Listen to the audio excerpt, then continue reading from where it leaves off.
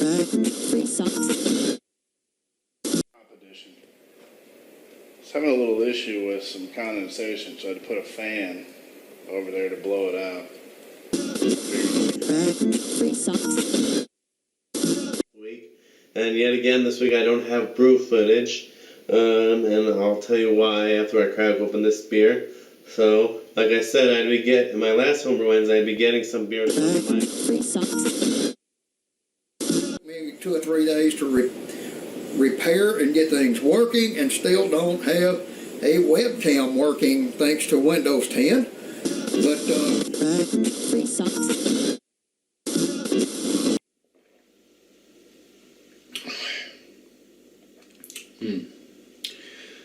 Thank you so much to Michael at Panhead Custom Ales Brewery for being able to share this recipe with us and make that dream come true. Hey everybody, happy Homebrew Wednesday. Cheers. Doing a kind of a rare selfie video. Look at me, I'm a mess. Hey everybody, Main Brew Guy. I was watching SJ last video, maybe the one prior to that, and he was talking about he did a flight of beers. So I thought that was a great idea. So I'll do a flight while we're talking. Not much is going on right now. I can't really brew because I have no place to put all the beer. I've been brewing like a madman. Alright, Doomsday IPA. Yeah, it's going to be foam on the first pour. Not too bad on these small glasses. And let's see.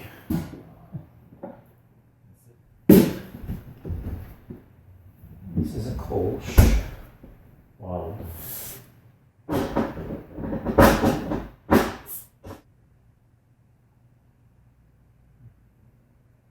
course, it was clearer when it was warm. I did not filter this one.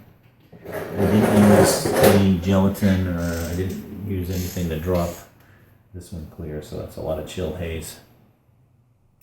So actually, I have 2 more beers. One, obviously, the line's frozen, so I'm going to fix that, which is a Citra Pale Ale. Doomsday IPA, the Scottish Elf, the Evil Elf. I don't like the Evil Elf. That's the one I think I'm going to sour. It's been there for a year. I think I probably have like 2 or 3 gallons left. And that's it. So those 2 beers. The Citra Pale Ale is just basically a smash with all Citra. And that's pretty much all that's going on. I have the Merlot going. I'll show you.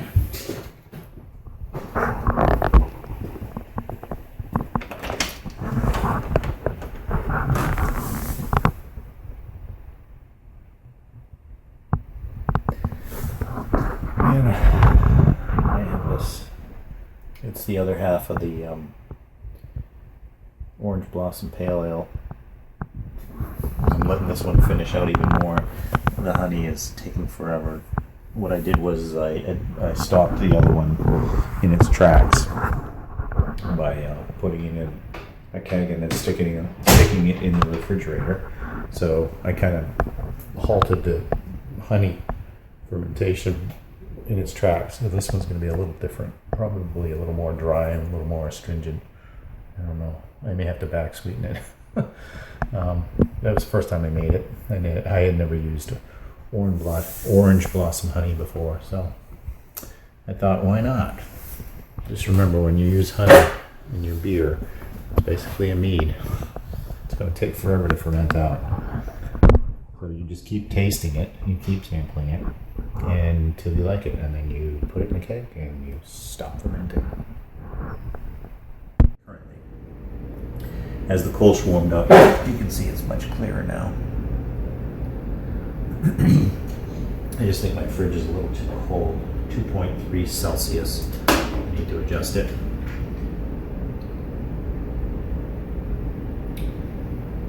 And as it warms up, it really does have a clean, crisp palate.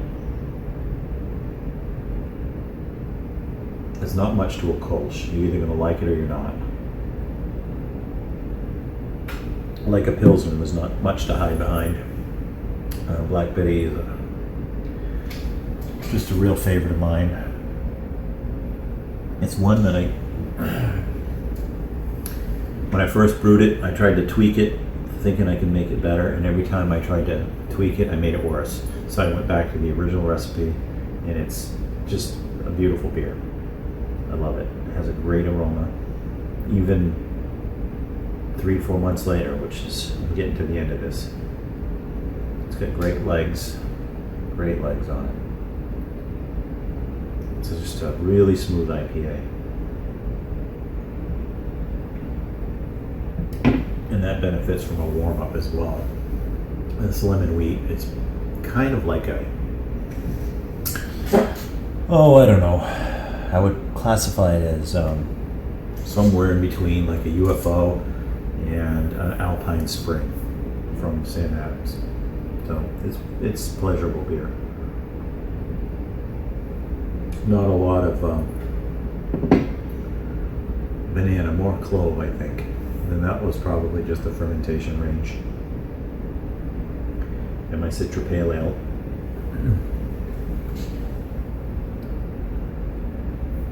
Like I said, that one is just basically a smash with a little bit of Crystal 40, not much.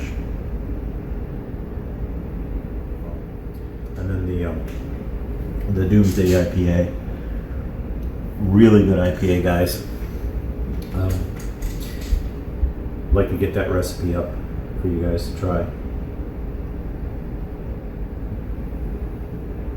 Yeah, great. I'm really pleased with this lineup, other than that monstrosity. Oh, what else? Okay, so the website. I haven't been maintaining the website. When I was building this, I was pretty much hands-off, and you really have to stay hands-on and doing updates and whatnot, because there's people out there, they hack, they do whatever, spam. So the site is spammed to death. So I'm taking it down, and I'm putting up a new site. I'm going to try to migrate over all the old users and passwords, so that you guys don't have to sign back in. And then flights of beers are gone, wardrobe change, and water can only suggest one thing. I ran out of memory on my camera, and this is the next day. Yes, this is what's new. A few things I'll cut out right now and show you the Woodstock Brewery Inn. It's a brewery in Woodstock, New Hampshire. It's like a hodgepodge of train station and all these buildings, and they just kind of smashed them all together. It's kind of neat. Small brewery. They do outsource to a brewery in Maine to do a lot of their major brewing. But they do brew there, and they use open fermenters at their brewery there in Woodstock. One of their premier beers is called Pig's Ear, and it's a brown, and it's really good. If any of you have ever tried it, you probably can echo that. They have another, a whole other lineup, but pretty much Pig's Ear is their big to-do. I did pick up a growler of it. I'll probably have some today. My voice is a little hoarse because I did something else this weekend. But anyway, let's cut out to the Woodstock Brewery real quick and come back. All right. Okay, I'm going to have a tour of the little brewery we stayed at here. It's a bed and breakfast and brewery and brew pub. It's awesome food up here in New Hampshire. It's the Woodstock Station Brewery. Pretty nice. Little houses all beside it are all associated with it, and they're all the bed and breakfast places. They must have bought up all the houses in the area, which is kind of cool. And they've turned them into individual rooms, B&B kind of thing.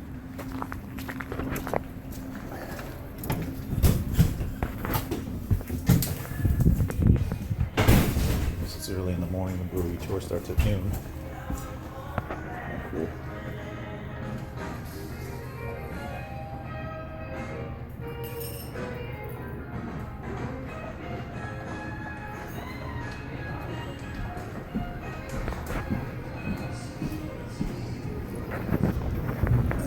that's it for now. You'll see the rest in the brewery.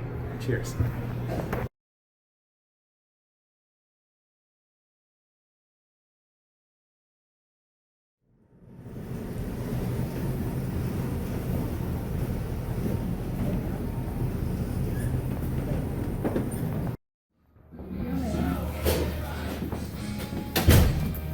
Sorry, maybe. This is our big 30 barrel system. These containers that you see behind us, and then this would be our HLB or just our hot liquor barrel. For our hot liquor barrel, all that does is hold hot water. It's just a hot water tank, that's all it is. This is Frank. Frank's our head brewer in the 30 barrel system. Frank. Who's the brewmaster? Butch would be our brewmaster. He's been here for, Butch and Frank pretty much. Butch has been here for 20 years. Actually longer than that. He was bartending and then they sent him to school to learn how to brew and everything like that. We also have our own bottling machine, which is this little guy right here, does about 35 bottles a minute. Pretty much capacity. And this is it. That's all we got. Yeah, two guys run it. The guy on this side will be actually loading bottles into the machine, cleaning and sanitizing them. Break everything down. Oh, I'm going to confiscate that phone now. Break everything down at their warehouse. They'll then repalletize it and send it to either bars or stores or anything like that, which is really cool. All right, welcome back. So the nice thing about that brewery is that, you know, the bed and breakfasts and the food was phenomenal. I have been to a few of these, and I'll say that the food at Woodstock, New Hampshire is just top notch. We ate so much, I was actually uncomfortable, but the food was so good I couldn't stop.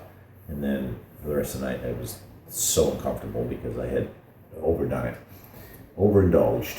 And then the next day, breakfast was incredible, and it was all on Groupon, so I got a real good deal. Breakfast was included. But the bill was, there was 4 of us, and the bill was $79 for breakfast. It was a full gourmet breakfast.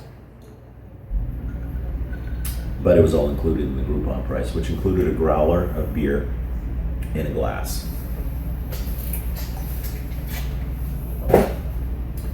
Which is cool for, you know, a pretty low price.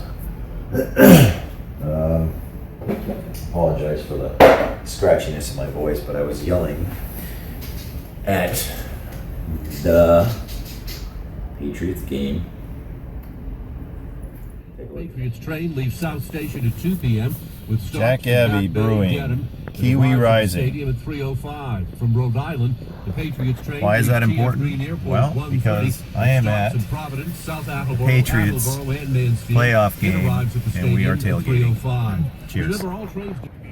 Patriots Nation, baby. Gillette Stadium. What? That's right. Yeah.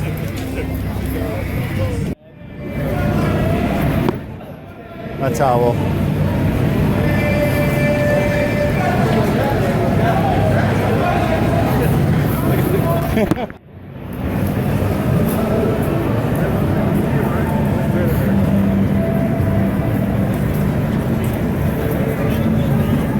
Yeah, we're a little early.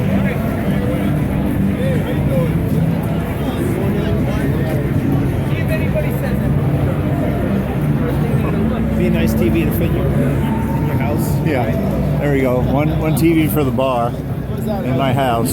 400 feet. That'd be nice. Gillette Stadium, baby. What? Just to give you guys perspective where we are on the playoff game.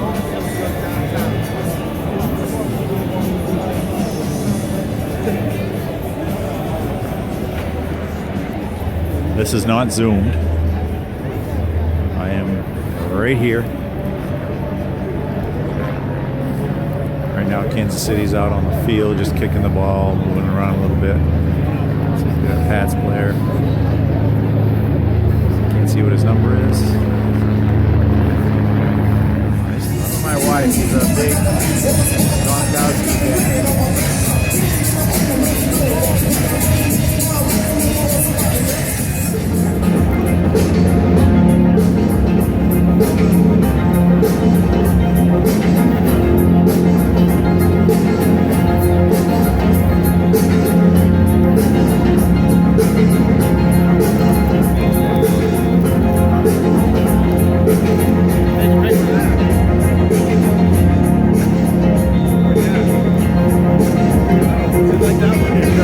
Yeah, my wife would love that one. For everybody in YouTube land, this is my wife's boyfriend.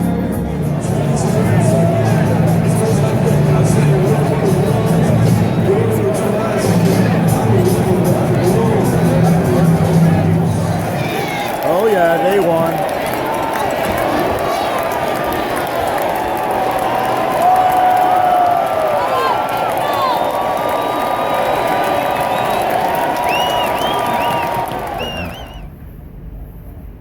Yeah, that was a lot of fun. I didn't take a lot of footage just because, I mean, you watch it on TV and the NFL frowns upon that. So I want this video to be able to stay up. Anyway, it was good. Patriots are back. They look better. Timing's a little off still, but you know, we'll see. We'll see how it goes. It's either going to be in Denver and Sean, Maximum AVS. If we do go to Denver, I do want to bring up Uvu, and I know you're going to have a crowd of people over at your place. We're going to have a crowd of people here as well at this bar, so I figured we'll have the Uvu up and we can, you know, get the different perspectives on some of the play calling and the gameplay. We'll see. You guys got to get through this game today, though. Anyway, what else? Pretty much that's it. Like I was saying in the 10 minutes of video that I didn't actually record, I've got a couple of projects going on. One of them being the website. I'm going to take this one down and put a new one up in its place. This one is it's outdated. The software is outdated. It's hacked. There's a lot of hacks in it. So rather than try to patch it, it's time for a facelift anyway. So that's going to get done. The holdup really has been the ability to be able to store recipes, sort of like Brewtoad on the site. I'm trying to do something like Brewtoad, a recipe storage system. I haven't quite figured that out. So if anybody out there is really good with databases and wants to help with that, that would be wonderful. What else? Yeah, the two projects that I've got going are, one of them is a longer project, will probably take me into the spring. Another one, it's a little shorter project, which I'll probably post up in about 3 weeks or so. And that's it, guys. Happy Homebrew Wednesday. I'm just watching your videos, enjoying all your videos. Shout out to a bunch of folks, Under the Table Brewing, Tyler, great calendar, my God. Tony Yates, you rock, as usual, class act. SJ, watching all your videos, brother. And be sure to use his brewery supply.